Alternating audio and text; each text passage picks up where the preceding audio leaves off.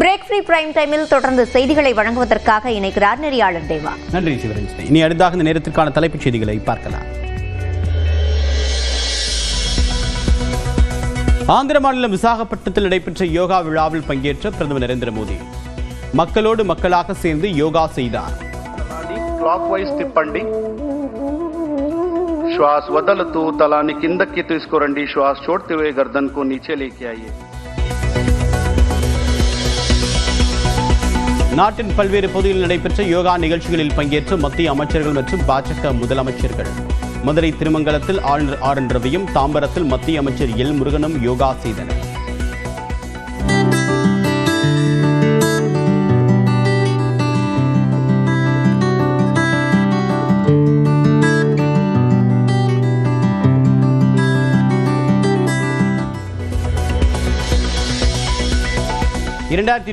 தேர்தலை கருத்தில் கொண்டே தொகுதி மறுசீரமைப்பு பிரச்சனையை திமுக கையில் எடுத்திருப்பதாக மத்திய அமைச்சர் அமித்ஷா குற்றச்சாட்டு. தமிழ்நாட்டில் சட்டமன்ற தேர்தலில் பாஜக வெற்றி பெறும் என்றும் நம்பிக்கை.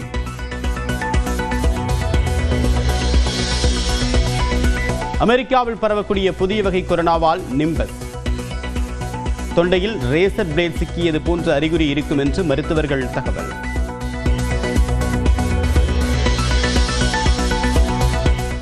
விழுப்புரம் அருகே உள்ள பிடாகத்தில் பார்சல் லாரி மோதியதில் மேம்பாலத்தில் அந்தரத்தில் தொங்கிய நெல் அறுவடை இயந்திரம். ஓட்டுநர் பாதுகாப்பாக மீட்கப்பட்ட நிலையில் 45 நிமிடங்கள் போக்குவரத்து பாதிப்பு. தமிழ்நாட்டில் மேலும் 2 நாட்களுக்கு வெயில் அதிகரிக்கக்கூடும். அதிகபட்ச வெப்பநிலை 3 டிகிரி செல்சியஸ் வரை உயரும் என்று வானிலை ஆய்வு மையம் கணிப்பு. சென்னையில் புதுப்பிக்கப்பட்ட வள்ளுவர் கோட்டத்தை பொதுமக்களின் பார்வைக்கு இன்று திறந்து வைக்கிறார் முதலமைச்சர்.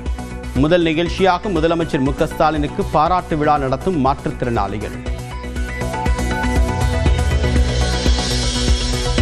கீழடியில் ஆய்வை தொடங்கியதும் அதிக நிதி ஒதுக்கியதும் அதிமுக தான் என்று முன்னாள் அமைச்சர் மஃபாய் பாண்டியராஜன் கருத்து. அமைச்சராக இருக்கும்போது கீழடியில் ஒருமுறை கூட பாண்டியராஜன் ஆய்வு செய்யவில்லை என்று திமுக எம்எல்ஏ எழிலன் குற்றச்சாட்டு. அடுத்த ஆண்டு ஜனவரி முதல் இருசக்கர வாகனங்களுடன் 2 ஹெல்மெட்டுகள் வழங்க மத்திய அரசு உத்தரவு.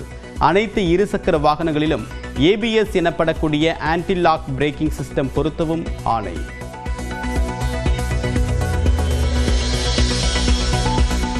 இங்கிலாந்திற்கு எதிரான முதல் டெஸ்டின் முதல் நாள் ஆட்ட நேர முடிவில் இந்திய அணி 3 விக்கெட் இழப்பிற்கு 359 ரன்கள் குவிப்பு.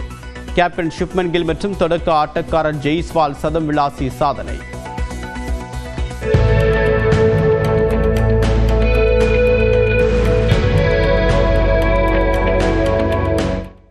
சர்வதேச யோகா தினத்தை ஒட்டி விசாகப்பட்டினத்தில் நடைபெற்ற நிகழ்ச்சியில் 3 லட்சம் பேருடன் இணைந்து பிரதமர் நரேந்திர மோடி யோகாசனம் செய்தார்.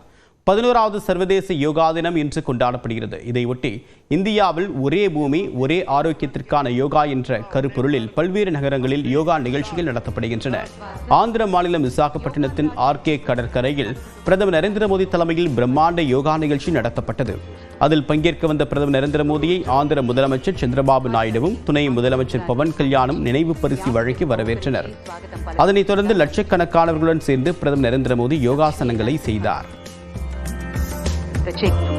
निधानंगा तला मुंदुक वंचंडी और श्वास भरते हुए गर्दन को क्लॉकवाइज घुमाइए. श्वास తీసుకుంటూ तलानी क्लॉकवाइज తిప్పండి. श्वास वदलतु, तलानी किंदक्की తీసుకురండి, श्वास छोड़ते हुए गर्दन को नीचे लेके आइए. एक और बार इसका अभ्यास करेंगे. पूरा ध्यान गर्दन पे. మరొకసారి అభ్యాసం చేద్దాం. இந்த நிகழ்ச்சியில் முதலமைச்சர் சந்திரபாபு நாயுடு, துணை முதலமைச்சர் பவன் கல்யாண், கடற்படையை சேர்ந்த 11,000க்கும் மேற்பட்ட வீரர்கள், அவர்களது குடும்பத்தினர் உள்ளிட்டோர் கலந்து கொண்டு யோகாசனம் செய்தனர். అరచేతులు నేలపై ఉంచండి. श्वास लेते हुए दोनों पैरों को एक साथ ऊपर उठाए 45 डिग्री तक लेके आइए. श्वास తీసుకుంటూ 2 కాళ్ళు కలిపి. முன்னதாக பேசிய பிரதமர் நரேந்திர மோடி யோகா ஒட்டுமொத்த உலகத்தையும் ஒன்றிணைப்பதாக பெருமிதம் தெரிவித்தார். யோகா என்பது வயது, மக்களின் பின்னணி என்ன, எந்த எல்லைக்கும் அப்பாற்பட்டு அனைவருக்கும் பொதுவானது என்றும் கூறினார். உலகம் முழுவதும் பதற்றம், அமைதியின்மை மற்றும் பல பிராந்தியங்களில் நிலையற்ற தன்மை அதிகரித்து வருவதாக பிரதமர் கவலை தெரிவித்தார். இதுபோன்ற சூழ்நிலையில் யோகா அமைதிக்கான வழியை காட்டுவதாகவும் கூறினார். மனித வாழ்க்கையில் சமநிலையை ஏற்படுத்த யோகா முக்கிய கருவியாக இருப்பதாக கூறிய பிரதமர், மிகப்பெரிய மருத்துவ நிறுவனங்கள் கூட யோகா குறித்து ஆராய்ச்சி மேற்கொண்டு வருவதாகவும் தெரிவித்தார். हम देश के मेडिकल और रिसर्च इंस्टीट्यूशंस में योगा के क्षेत्र में एविडेंस बेस्ड थेरेपी को भी प्रोत्साहित कर रहे हैं.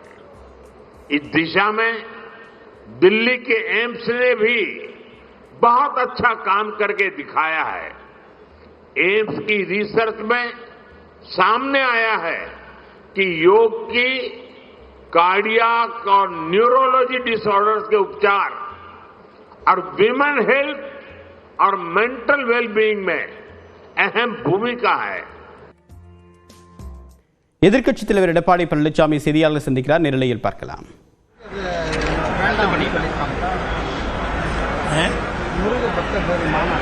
அதாவது ஒவ்வொரு அமைப்பும் அவர்கள் விருப்பப்படுகின்ற தெய்வங்களை வழிபடுவது ஜனநாயகத்தின் உரிமை. அந்த அடிப்படையில் ஜனநாயக நாட்டில் அவர்கள் விரும்புகின்ற கடவுள்களை இன்றைக்கு மாநாட்டின் மூலமாக அந்த அமைப்பைச் சேர்ந்தவர்கள் அங்கே மதுரையிலே மிகப்பெரிய மாநாட்டை நடத்துகின்றார்கள். அதற்கு என்னுடைய வாழ்த்துக்கள். ஆங்கிலம் பேசுபவர்கள் வெக்கப்படும் காலம் விரைவில் வரும் அமித்ஷா அது அவருடைய கருத்து சொல்லியிருக்காரு.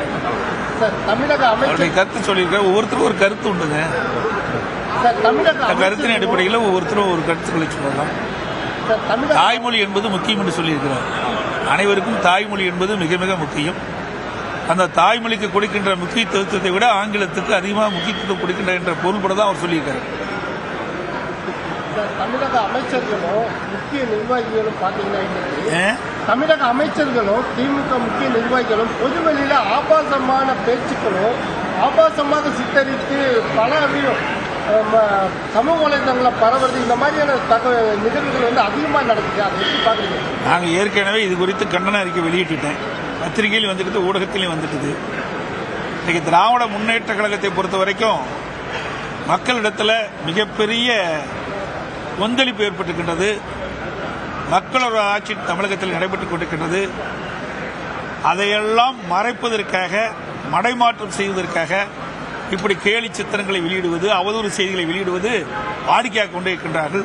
இதற்கெல்லாம் 2026 சட்டமன்ற தேர்தலிலே மக்கள் அவர்களுக்கு தக்க தண்டனை வழங்குவார்கள். யோகாசனம் ஒரு மிக மிக முக்கியமானது. உடல் ஆரோக்கியத்திற்கு மிக மிக அவசியமானது. அதை பாரத பிரதமர் அவர்கள் முன்னிருந்து நடத்துகிறார். அதற்கு என்னுடைய வாழ்த்துக்கள்.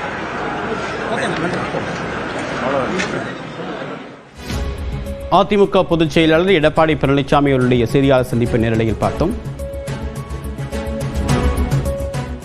தொடர்ந்து எக்ஸ்பிரஸ் 18 செய்திகளை பார்க்கலாம்.